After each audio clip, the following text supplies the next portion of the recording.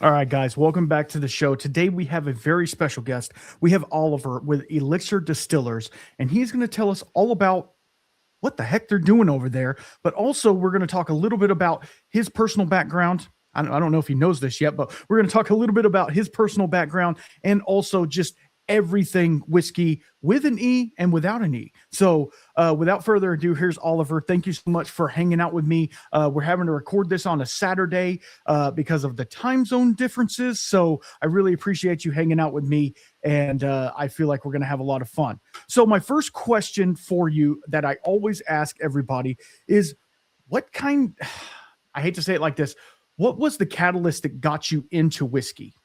Whatever type of whiskey you want, right? Thanks, Randall. Catalyst that got me into whiskey. I went to university and I studied philosophy, and you either end up very poor and very depressed, or drunk. So I went with drunk. Well, and poor. I mean, you end up poor anyway. It's a terrible degree. And while I was at university, I ended up working at a whiskey shop. It was a good way of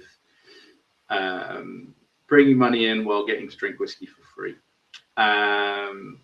In terms of like a specific whiskey, my earliest memory of whiskey is all wrapped around my father and drinking with him when I was too young. And he thought it was important that his children were introduced to alcohol in a responsible manner. So he gave us spirits at a tender age, thinking that would sort things out. And I knew that I liked Lefroy, because I used to drink that, and I used to drink Lefroy 10 and Balvenie Double Wood, and he always had a bottle of J&B and Nickel Jarvie, for those people that remember that blend. Mm-hmm. So those are the kind of four whiskies that were on the shelves at home, and I liked the flavors in all of them, which I didn't understand at the time, and I do now. It's kind of abstract. Like most people come to whiskey through one direction, one flavor profile that they like. And when I first walked into that whiskey shop at 19, 20 years of age, and as a customer, and they said, well, what do you like? And I said, I like that one with the white label, and I like the one that says double wood on it. They said, well, that's not very helpful. You like too many things. And after that, that's what's so interesting about it. It's such a variety of flavors. So from there, it was just a case of someone's going to pay me to drink the stuff that I enjoy. Why wouldn't I do that? Absolutely. Yeah. I mean, it's so based there, and it's all about your proximity, right? Because where you're based out of, you're going to be around more Scotches and Irish and things like that. Whereas me in America, it's bourbon. It's bourbon all day long, right?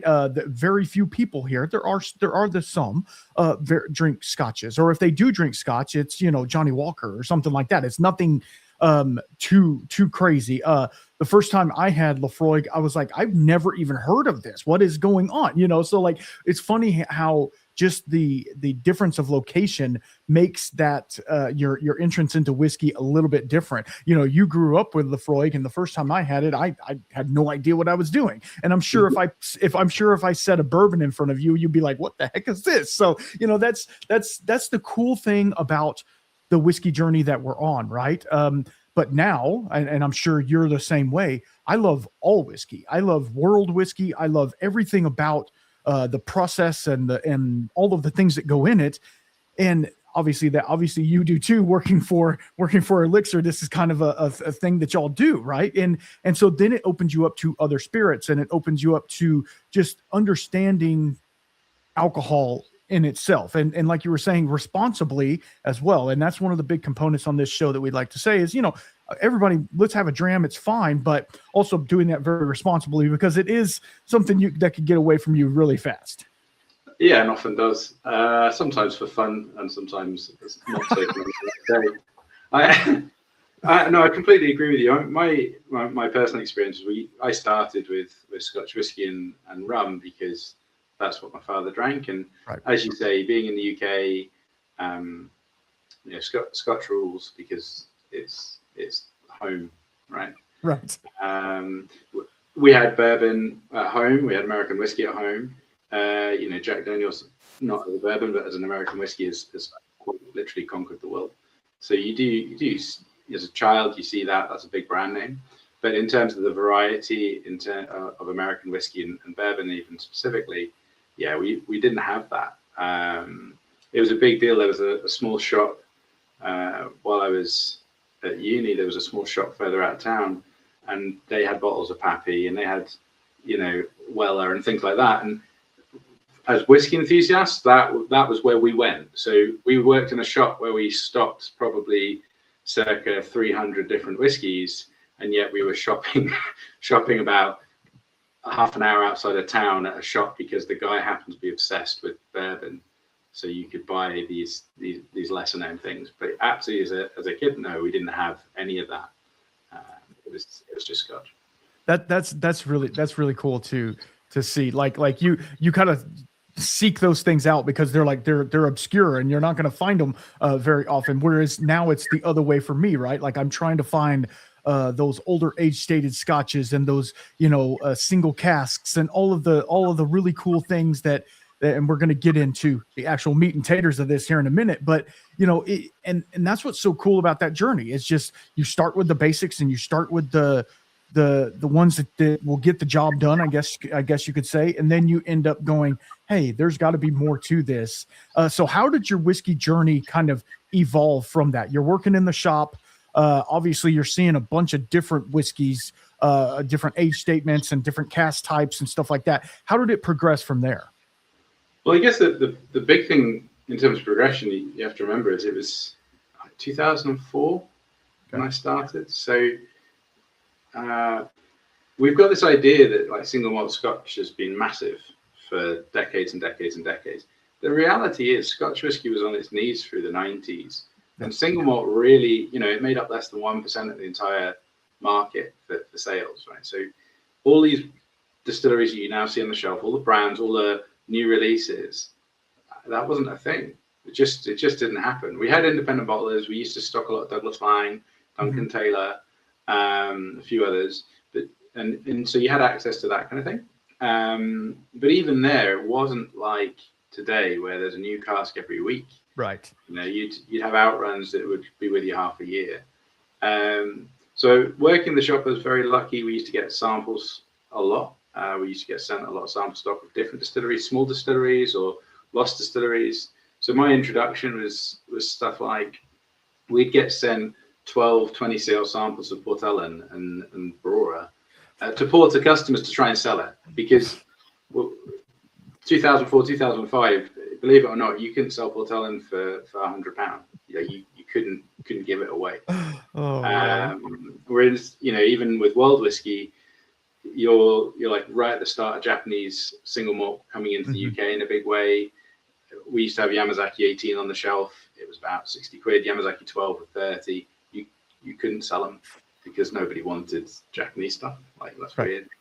So I don't feel like my journey from then on it's a bit. I think it's a bit different to someone starting today because we were kind of growing and discovering. As pretty much everyone from that shop was in their early 20s. Most were still working whiskey, and we were growing as the industry grew. As single malt kind of really grew into what it is now, I think. So in some ways, it felt really organic. It didn't feel like you were searching out lots of distilleries because they were busy searching for you. Bruichladdich had just reopened in 2001 and they're desperate for younger new customers. So it was an amazing time, really. Very lucky to have lived through it because we got to try so much amazing stuff. I'm sure. I'm sure. And so that kind of opens the doorway because because with me, with my journey, it was about the same. Like you just start and then you kind of open your eyes to a lot of things, but it's also like you're seeing like through the whole, the 90s and stuff like that. And now you're coming into this whiskey, kind of a whiskey boom after that. And then, like you're saying, you see all of these distilleries, man, now they're amping up production. Yeah, they're an older brand, but like somebody put some money into them and got them out on the shelf. And then now you're seeing everything out there exactly what you want. How did that did it change your flavor profile at all when you were going through all that? And we're going to get into the blending, guys, I promise. When did it really change your flavor profile? And is that what was kind of the precipice that got you into, hey, could we put two of these really cool whiskeys together and make them do something else? Oh, I'd love to say any of my career was intentional, but all of it was accidental. As it should be. No, the in terms of my own palate and how it's changed over the years, I definitely think I've gone through phases where I'm much more interested in distillate. I'm much more interested in probably less oak, although even that ebbs and flows as the year goes by. Mm-hmm. In terms of getting into blending, I stayed in retail for a long time. I worked in shops, so pre-university, so all through my 20s. I didn't move out of retail until my early 30s, and even then I was working for, when I say moved out of retail, I mean moved out of the bricks and mortar. I was working for Whiskey Exchange. Obviously it's an online shop. Mm-hmm. I would still do Christmases in the shop. I would still be pick, pack and dispatch, and picking up the phone and speaking to people. I stayed customer facing for most of my career, and I actually really thought that was pretty good, because you get loads of opportunities to speak to people frankly like yourself, and or you get feedback, you hear how people's journeys are, and then from where I am now in my career, I look back on that all the time, because whenever I'm thinking, oh, let's make something, part of me in the head is, oh, who's the guy in the shop who's picking that bottle up, and what they asked for. The blending side and Elixir Distillers in general, Elixir Distillers is a hobby, right? I cannot stress that enough. It's a very big hobby, right? So our history comes out of the Whiskey Exchange. We're owned by Sukhinder Singh, and Sukhinder. When I joined that company, we had maybe 40 people. We weren't huge, right? Everyone knew each other, and everyone worked. Everyone did a bit of everything. And at the time, he was bottling Single Malts of Scotland and Port Askaig and elements of Islay, but it was like a side project. It was something he did because he enjoyed buying casks. He enjoyed the process of bottling them. And we had maybe a dozen, no, not even half a dozen export markets around the world. So not huge. It wasn't a huge business. And I was asked to take it on because I was doing some other bits for the company, some other events bits, and I'd started doing cask selection for the Whiskey Exchange. And so it was like, well, while you're doing that, could you do this bit? And so I had it as a part-time job. And back then, you just learned to do everything. So I did packaging and sales, marketing, you name it. I've had a go at it. I'm not good at any of it. And the blending bit was just, it had to be done by someone, right? So why not? But I love the philosophy of it. It kind of the messing around with flavor, the creating products that's what you do it for. That's the joy. I don't think I've ever been good at it, if I'm brutally honest. But that's just my.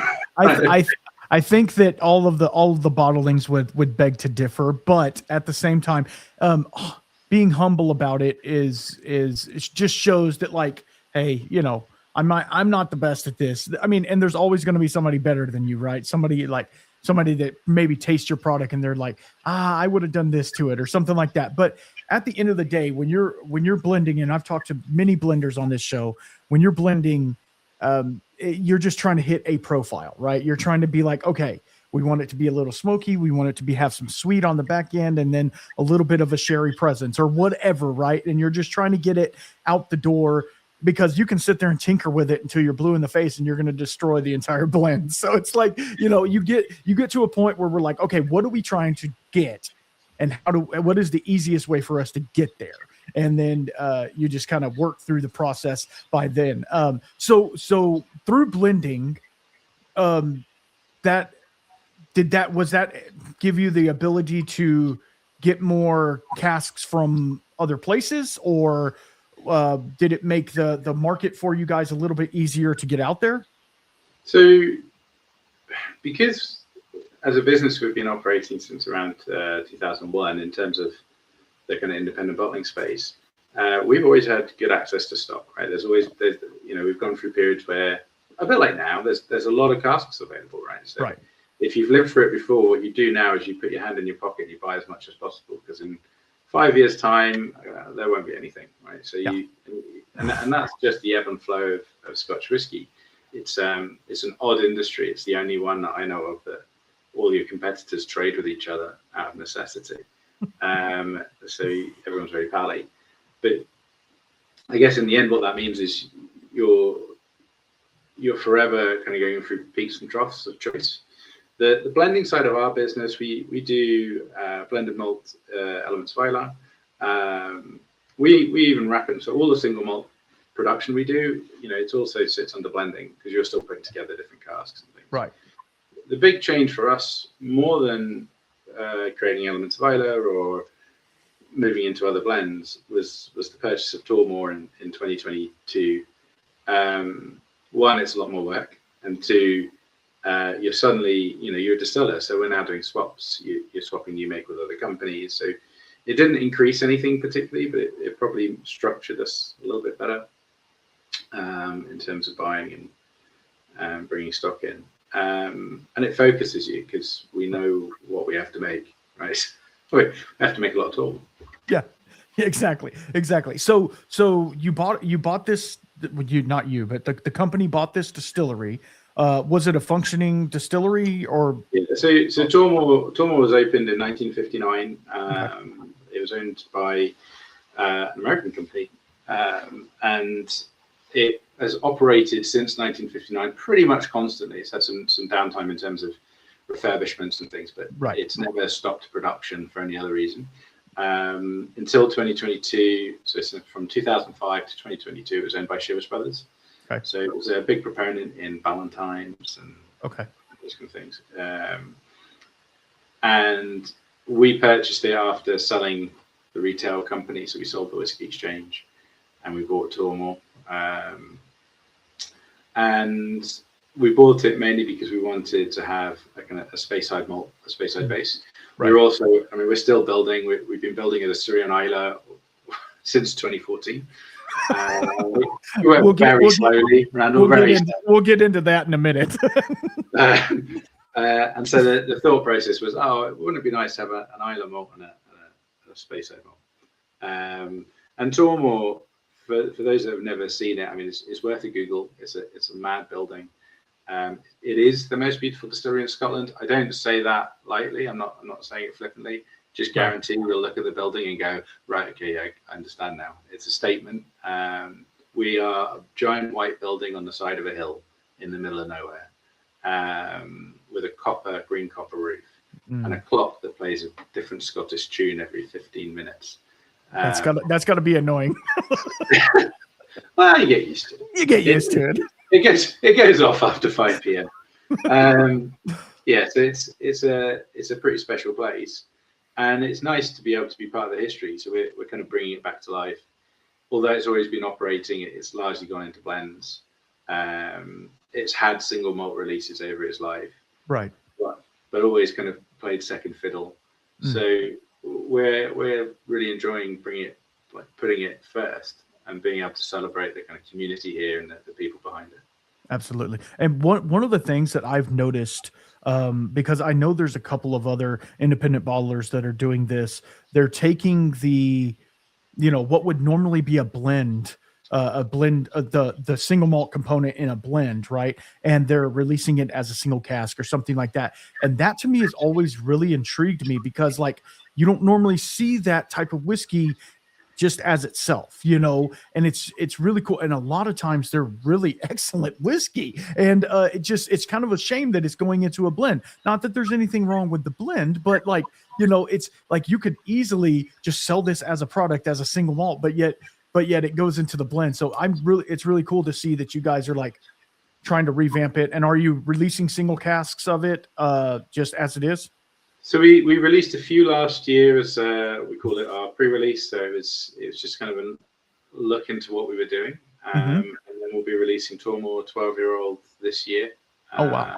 And that'll be on the market, towards the back end of the year, and that'll be a kind of standard product that we make every day. Okay, cool.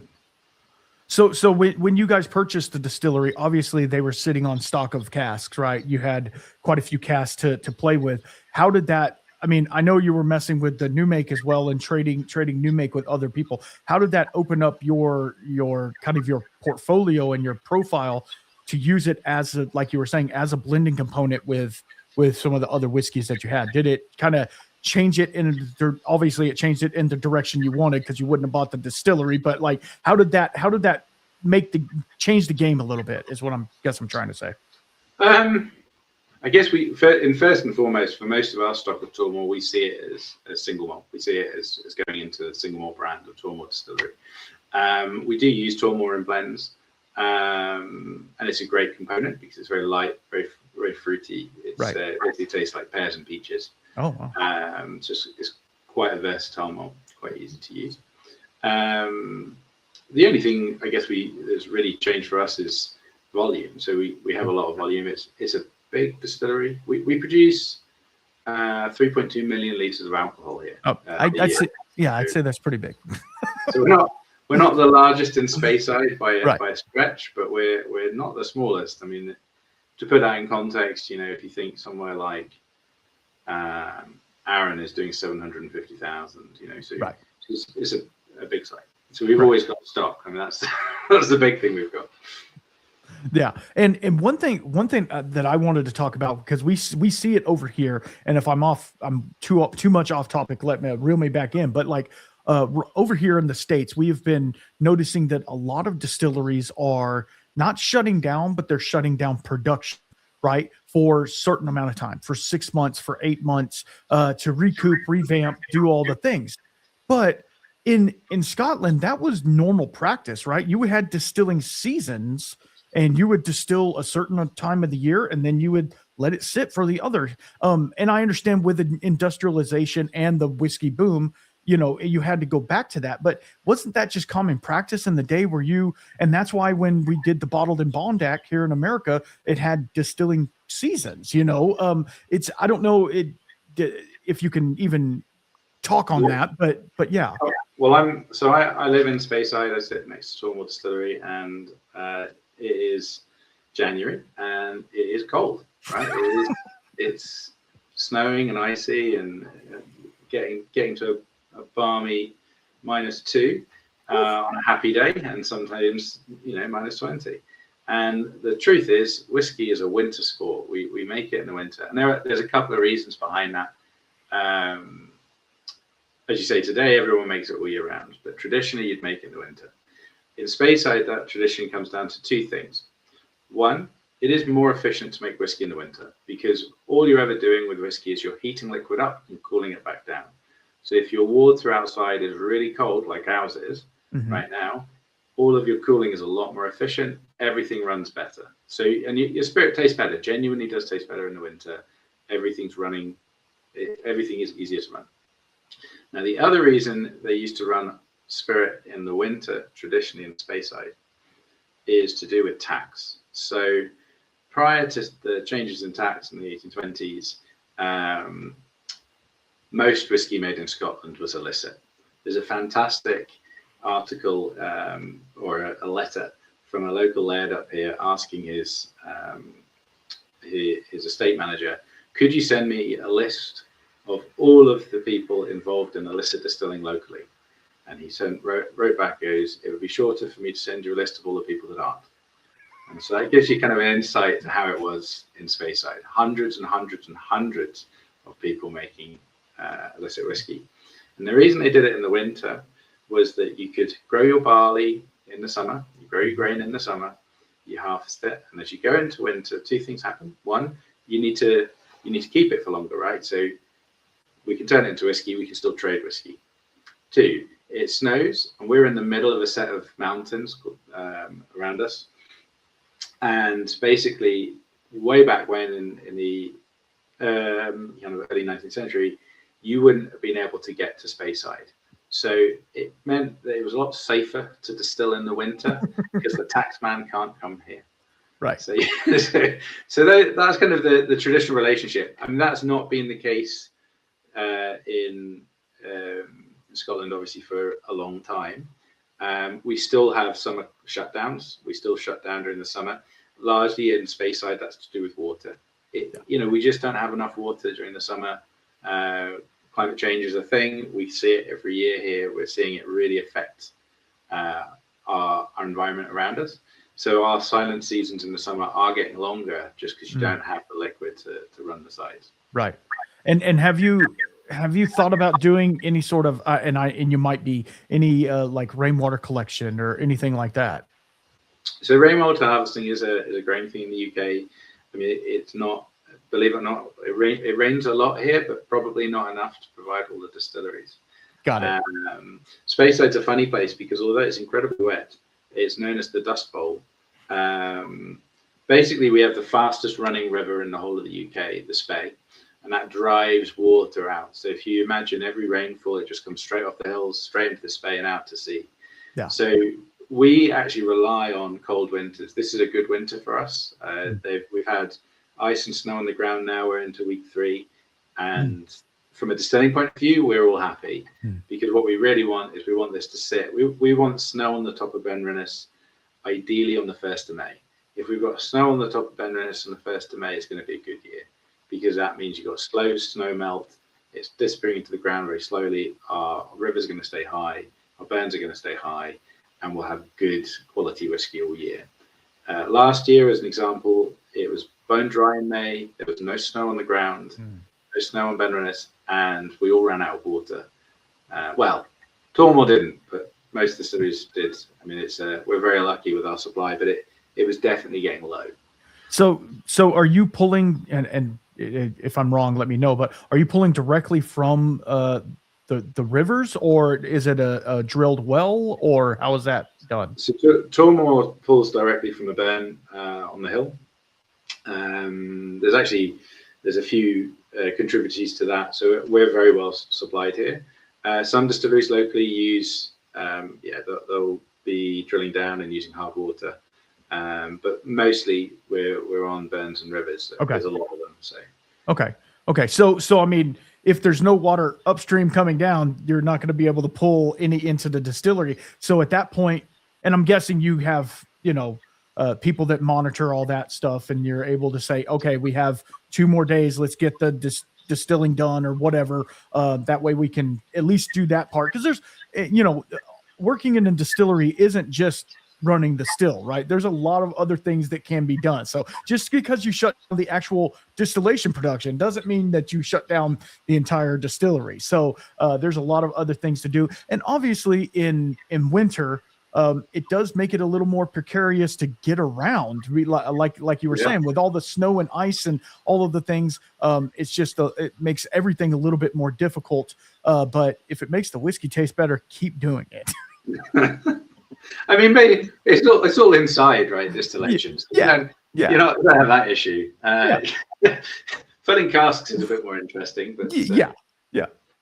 So do you ever? So I'm guessing everything that you guys are doing at the distillery is steam driven. We're on. You're pretty much we have an oil boiler. Oil boiler, and then steam coils in the stills. Okay. We have some fancy tech on the wash stills called it's not that fancy, it's getting on now, called TVRs, thermal vapor recompression, which is a slightly different system, but it's still essentially all about heating up water, cooling it down. Right. It heats up the water and then uses that reheated water to heat it back up again. Is that right? Pretty much. Yeah. It's a self-sustaining heating system. Right. Okay, so it's very similar to I'm a plumber by trade, so some of the new tankless water heaters that because we're in America and we just now got tankless water. Who would have thought? So they do that as well. They're condensing, and they use that condensing liquid to then revaporize to superheat the water. It's actually a pretty cool thing, guys. If you guys want to look into that, it's super nerdy and super my back. You caught me. Throw in a bit of do. So you can put hold music in it. Absolutely. We'll put some hold music in the back. All right, guys, we're back. Sorry, we had a little internet issue going on, but we're back. So while I snuck away, I saw you were sipping on something. What were you sipping on? I cheekily poured myself a glass of Tullamore 12, which we haven't released yet. I mean, I got that's given that's rude. That's just rude. I got given a little cask for Christmas from one of the coopers I work really closely with, just a little 8 litre. So I made awesome. myself an 8 litre cask, which sits on my desk. So. That's really cool. I have a little cask right behind my head as well. It's holding an infinity blend that I kind of made. I put a bunch of sherried scotches in it at first and let it age for about 6-8 months, and then I pulled it out and put a bunch of bourbon in it. So it's a sherry infused bourbon type amalgamation. It's a different bird. It's not exactly my favorite right now, so we're gonna see what happens. We're gonna give it a little longer. But anyway, I don't remember what I was talking about before, but we were at the distillery and we were moving on to the bigger and better things, right? Well, not better things. So what type of, let's talk about Elixir Distillers as a whole. Basically it's independent bottler, but you're not just doing whiskey, you're doing all types of different things, correct? Well, yeah, I mean, mainly whiskey and rum. We Okay. don't mess around in white spirits as a rule, just because there's less to do, frankly. Less fun. If you're not maturing it for at least 3 years, what's the point? Absolutely. So yeah, it's mainly whiskey and rum. Our background is whiskey, so our day-to-day is whiskey. Our kind of biggest labels are Port Askaig single malt, which is available in the US, which is an Islay single malt. We buy mainly Kalila, but we also buy from Bunnahabhain and Lefroy and more. We buy from, in the past, we bought from every single distillery on Islay, outside of Ardnahoe. It's the only one we've not purchased anything from. We use that stock, particularly Kalila, to make Port Askaig 8-year-old and cask strength. We've got 100 proof coming back out this year. Okay. And that's very much about elegant Islay, kind of an introduction to the island, getting people to drink smoky stuff. And then on top of that, we do elements of Islay, which is a little bit more fun. Lots of small batches, blended malts, putting stuff together. Mm-hmm. So we've always been kind of Islay focused, which is why we're building a distillery there. And then our kind of other big bottling thing that we do is rum. So we bottle a rum called Blacktop, which is a blended rum, blend of Blacktop Finest Caribbean is a blend of rums from Jamaica, Barbados, Trinidad, and Guyana. And we do various iterations of that, and excuses for me to mess around with techniques. If I'm brutally honest, it's just a playhouse for experimenting with how you can blend. Mm-hmm. So luckily someone's turned it into a brand and is selling it. Otherwise, every now and again I do something because it's interesting, and then at some point I have to turn it into a product, right? Which becomes increasingly challenging. So that's kind of our main three brands. We do independent bottling under Single Malts of Scotland. So as you will know, and I know you're a big fan of like SMWS, etc. Mm-hmm. Very similar single cask stuff where we look at lots of distilleries. We own stock from distilleries across Scotland for that. So whether that's Ben Rennes or Linkwood or Ben Nevis or Klein Niche, etc. Mm-hmm. And we bottle both as single casks and also small batches. Okay. And then this year we just launched Elixir Trails, which is it kind of came from a couple of different things. So Second had always wanted to do Rum Trail, which was this idea of kind of trekking around the world, finding rums and discovering rum through country, mm-hmm. and doing kind of country first rums, which we've never really done in Blacktop. And then meanwhile, you kind of touched on this right at the beginning. The world of whiskey is, it's evolved, like it's massive compared to where it was 10 or 15 years ago. Right. And one of the things that's so interesting about that is you have a lot of small distilleries from pretty much every corner of the world, all making great whiskey and all putting their kind of cultural stamp on what whiskey is to them. I do believe the best whiskeys you can taste where they're made to a degree. I don't believe in terroir. That's utter bollocks. But I do firmly believe in how culture impacts flavor and how you choose to make something. But one of the flip sides of that is a lot of these distilleries are really small, and especially right now, especially this year, the last 2 years, it's a really hard world, right? It's a tough environment to trade in. So it's a great vehicle for us to support smaller distillers. We buy casks from distillers around the world. Not many, you're talking 4 or 5 casks, 10 casks, but to some of these distillers, that's half a year's work. And it's a good opportunity for us to explore that and also introduce them to our customers. We've been going a fair while. So, we've got people who follow Elixir, people who think we do a good job. And so, great example, this year we released Whiskey Trail from White Peak Distillery in England, Derbyshire.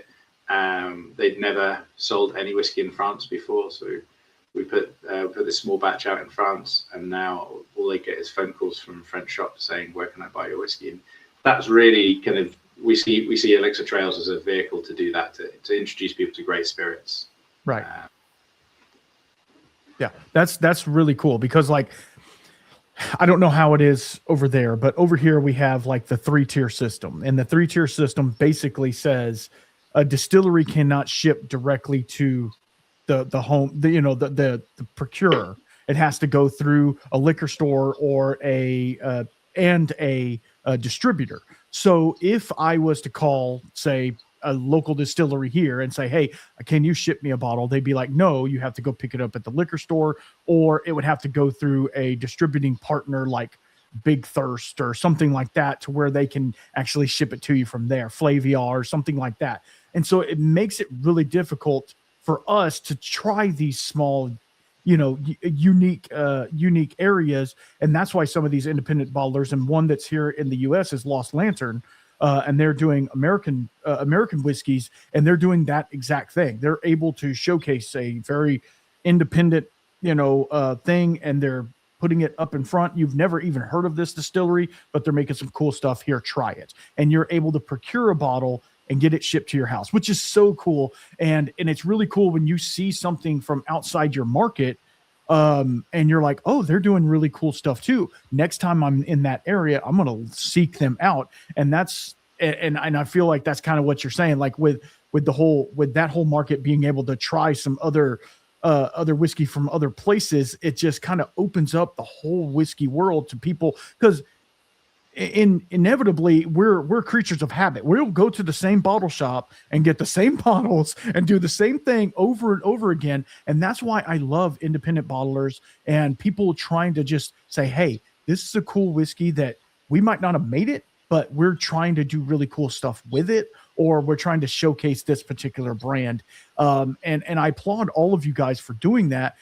For one, the transparency. For me, I'm big on transparency, but at the same time, I also know that, like, if an independent bottler has it, they're more than likely not going to sell you crap. Well, as a rule of thumb, you're only as good as the last thing you put in a bottle. So right. People tend not to trust you once you put something bad in a bottle. Right.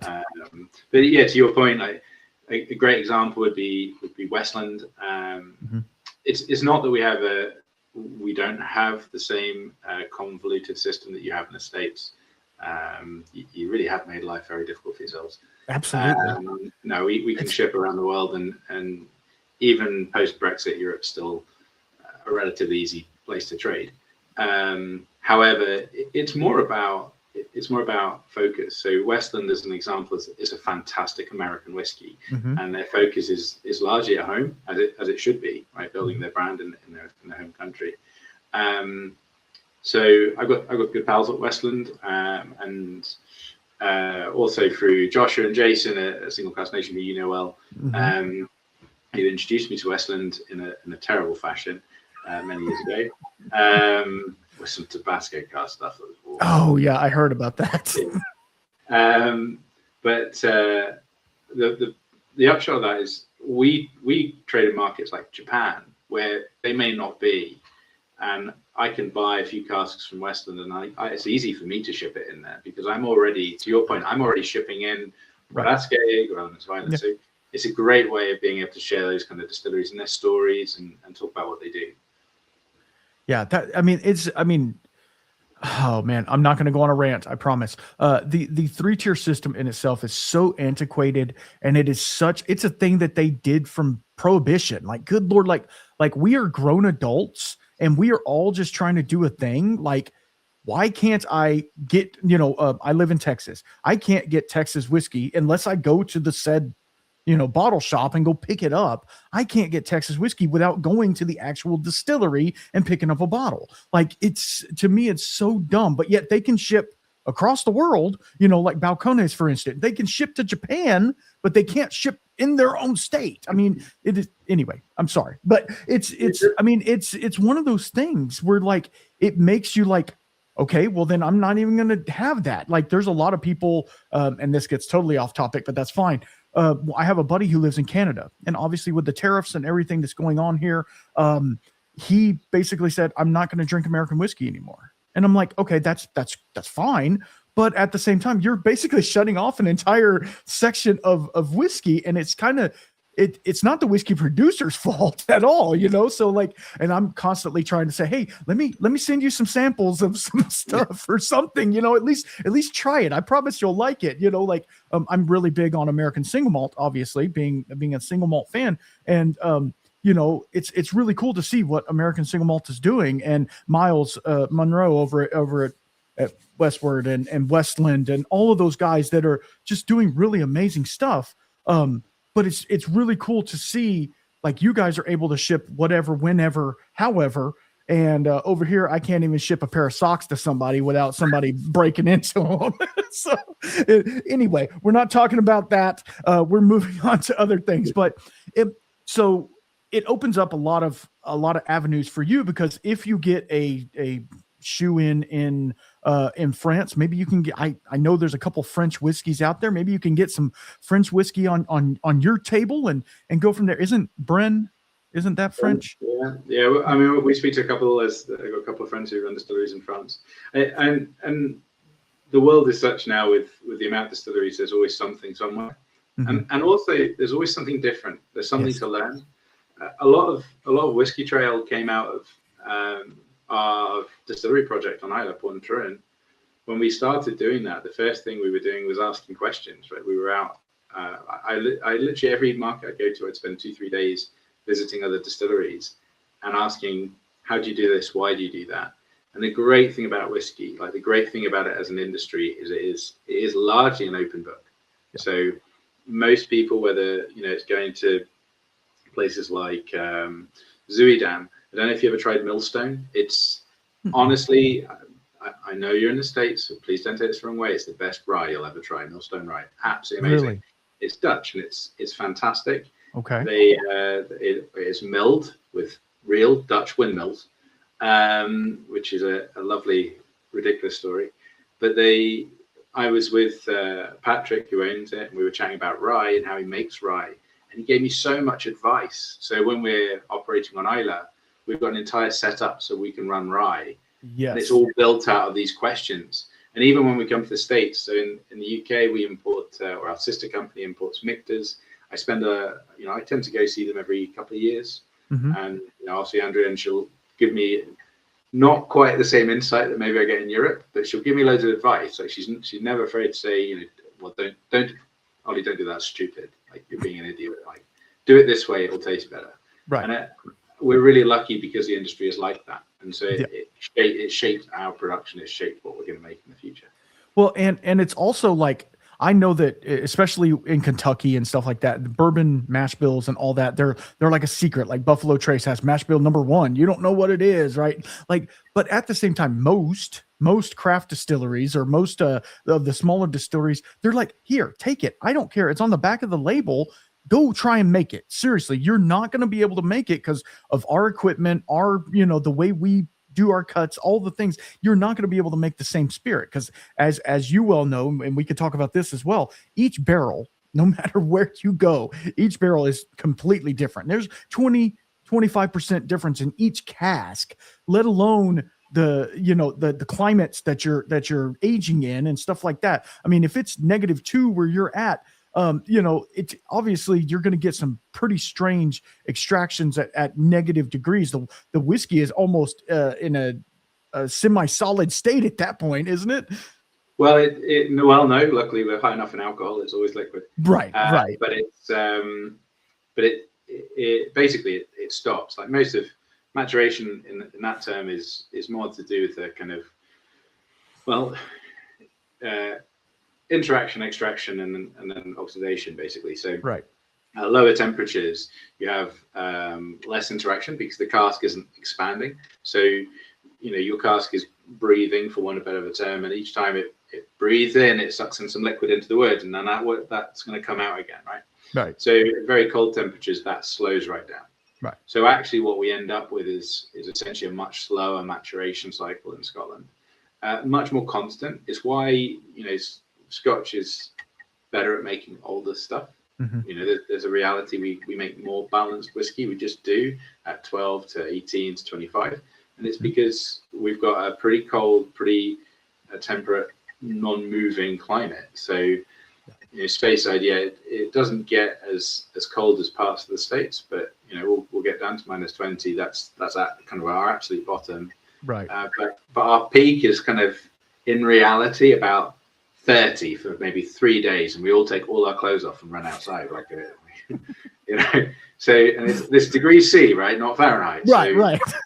It's a really shrunk down, and most of the time it's 10 degrees and it's raining. So it's mainly quite humid. It's mainly quite cool. So our maturation is slow. Our casks breathe very slowly. Right. So we don't have that same kind of fast interaction that's in, like you get in Texas, you'll go wild. Absolutely. This kind of action going on. And I bet, I many years ago, I worked with Balcones when they first came into the UK, and the extremities you get in the short periods is kind of wild. Like it is wild. And the amount of proof that they get, they put it in, at 115, 120, they're hitting hazmat proofs in 2.5 years, and they got a slow water reduction, put more water into them because they're going to run out of liquid before it's even come of age. And it's extreme, but at the same time, that's what makes it different, right? That's what makes it different than anything else. And that's what my whole journey and it seems like yours as well is just that exploration part of it, and finding these unique casks and finding all of these cool people as well doing cool whiskey stuff. It doesn't matter if you're making it, talking about it, or drinking it, whatever, it doesn't matter.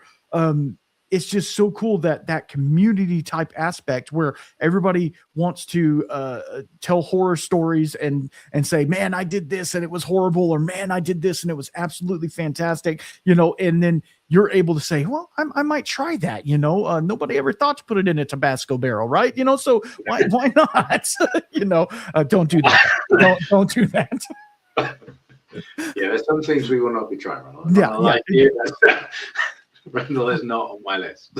Yeah, exactly. Okay, so a couple more questions. Let's talk about the Islay Distillery, and for one, and you kind of hit on it a little bit earlier about saying because you want to go more towards that profile as well. You want to have some Speyside and some Islay. Why start your own instead of possibly purchasing an Islay distillery yourself? Well, when we started the project, there wasn't one you could buy. Okay, that makes sense. That would be the big one. And whiskey's funny. You're in it so long that you forget that you have these cycles. But in 2013, when we first talked about building on Islay, the motivation came from a few different things. One, we were, and I say we is myself and Stiginder, pretty obsessed with Islay whiskey. Islay's been, from my personal whiskey journey, an incredibly important part of everything. I got engaged there. It is somewhere I used to go on holiday every year. It was from my perspective, it's the most important place for whiskey making. Okay. And similarly for Stiginder, you'll chat to him. If you ever ask the man, what are your top 10 whiskeys? I bet 7 of them are from Islay, 8 of them are from Islay, right? So, and that is kind of so we always had this bent. And then when you look at the brands that we started, elements of Islay, Port Askaig, everything was quite Islay heavy. Mm-hmm. And honestly, when we started doing those, it was quite easy to buy the liquid. Remember there wasn't demand in 2008. The demand for Scotch was growing, but we were still on that. In 2005, 2006, they hardly made any whiskey because they didn't think anyone would drink it. So it only really kind of picked up around then. So you were getting to a point where it was getting more difficult to buy mature whiskey. So we sat in the office one night, just approaching Christmas, and it was quite late. And Skin said, maybe we should build a distillery on Islay. That would secure our future. And a lot, I think you mentioned this earlier. Independent bottlers, more and more of them are going down that route. Right. Particularly the older ones, whether that's Gordon MacPhail, Adelphi. All of us are kind of going, okay, well, we need to secure supply. So we wanted to secure supply of the thing we liked, which was to be part of making Islay whiskey. So that was the motivation for doing it. Thereafter, it became a little bit of a game. If you're a whiskey enthusiast, like we very much are, and you're going to build a distillery, you've got a blank piece of paper. So if I put it as a juxtaposition against Tormore's amazing, but it has a structure, it has a style, and it has an amazing history that comes with that. So the style of our flavor here is all built in the history.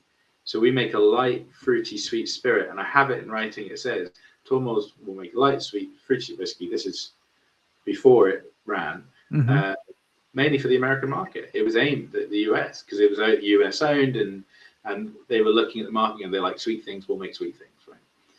And there's a lovely history that goes with Tormore and how that came about, but it's not ours, right? We're just now part of it. Right. Whereas at Port Askaig, when someone says, why does it make 4 different types of distillate in the main plant? Why can you run rye, etc.? I can say, well, when we were building it, when we were designing it, we owned probably the most prestigious online multi-spirits platform in the world. We had the biggest whiskey collection in the world. We sold more rye whiskey, more rum, more cognac than anyone. We as a business, as staff, whether it was people like me in the shop, you had to know all of it. So you became quite obsessed with all of it. So if you're going to build a distillery, you want to celebrate that because that's your heritage. So Port Askaig is very much an expression of people who owned a whiskey shop, people who come from that background of obsession and having a blank check and saying, what can you build? Yes, that's where we are. Well, and that's part of it, right? It's like I tell everybody all the time, it's time, money, and energy. And how much of that do you want to put into it, right? If you have the concept in your mind, and you have the time, you can make it work. Or if you have the money, you can make it work. But if you have all three, the energy is, comes and goes, of course. But like if you have all three, you're able to see the thoughts come onto paper, and then the paper turn into the reality. And so why is it taking so long? Well, energy is definitely part of that. So when we started, we were still London-based, all of us as a business, and we didn't focus on it. Okay. It was a small part of our business, so we spent quite a lot of time. Like 2014, we found the site. We took a long time to buy the sites and to sort that out, and then we spent years in planning. Like the planning system in the UK is a bit of a disaster. I've heard. So we actually only got final planning permission in 2020. I don't know if you remember, something happened that year. Something. Yeah. So that slowed down. But we officially started building 2021. Like shovels in the ground 2021. Now the reason it's taking a long time since then is the scale. So it is not a small distillery. We've built the biggest floor maltings in Scotland because we wanted to be able to do all of our own production off our own floor malt. It's all automated, which hasn't been done in the UK before. We've taken a lot of the ideas from people like Stauning in Denmark, who make fantastic whiskey, by the way. Yes, they do. So we went to look at their floor malting. Again, people who help you with these things. We've got a pretty extensive visitor centre, etc. The plant itself is massive because we wanted flexibility. So it's designed to be able to do 4 different standard single malts at any one time. And to do that, we've got a unique yeast system that allows us to blend yeasts for putting into each wash back individually. So we, all of this has kind of not really been done before. Right. We've got 14 washbacks. We actually only need, like, to do the quantity of liquid we want, we only need 8. But we've got 14 plus room for 2 more. And the reason for that was so that we could have the flex to do longs and shorts. Mm-hmm. We've got 4 stills. The wash stills are direct fire. No one's done direct fire on Islay for 60 years. Love that. So there's loads of complexities when you're doing that. And then the building itself, it's a statement. You're going to do it. You want it to be special.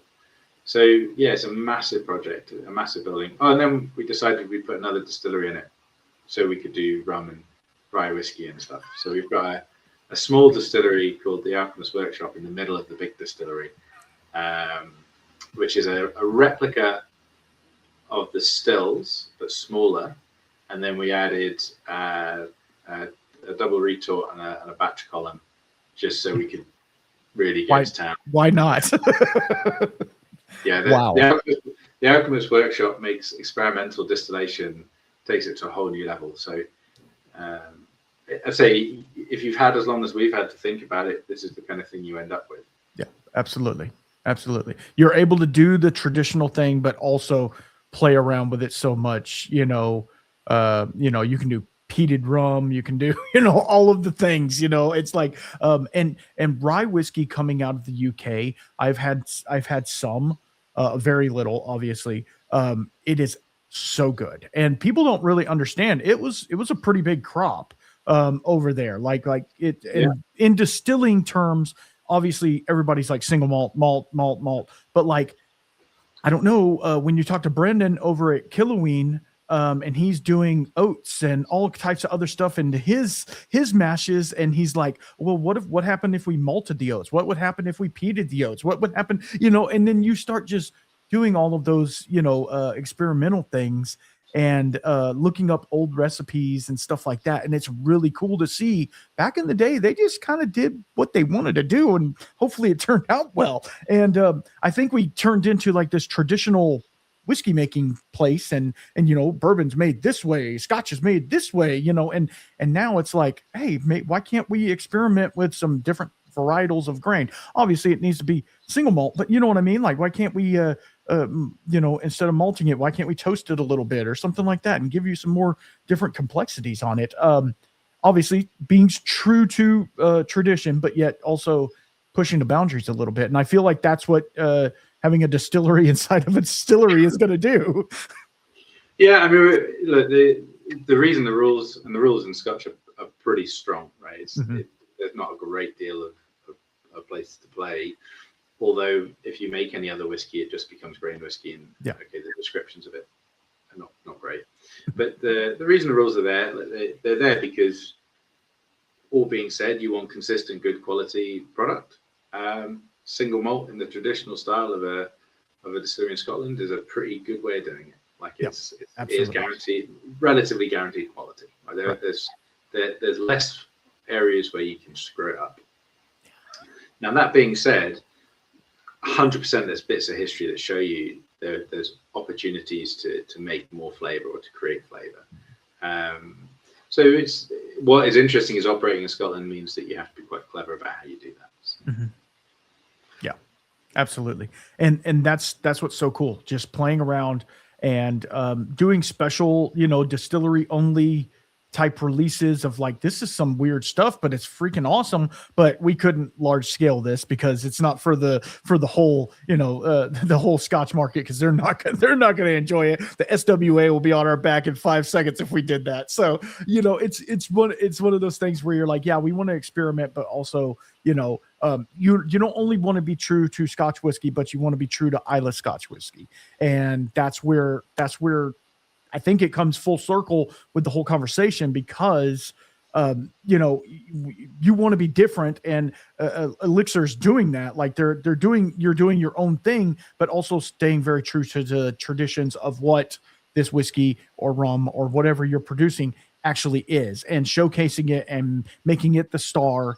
And I love that you're coming out with a 12-year, because that just kind of puts a little stamp on it that says this is excellent whiskey. It's not just for blends anymore. Like it's really cool to see, and I can't wait to see the future of what's going to happen. So my last question for you tonight, before we go, I don't want there to be any more internet activity on us. My last question is, and this comes from my good friend Caitlin Barlamay over at Clear Creek Distilling in Oregon.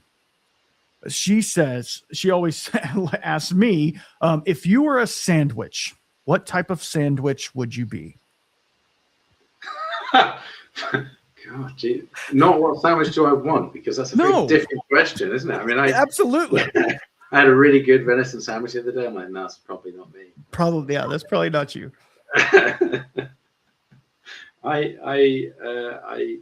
Today I genuinely feel like a s'more, which I'm not sure if that counts as a sandwich. But it like definitely is. No, it's definitely a sandwich.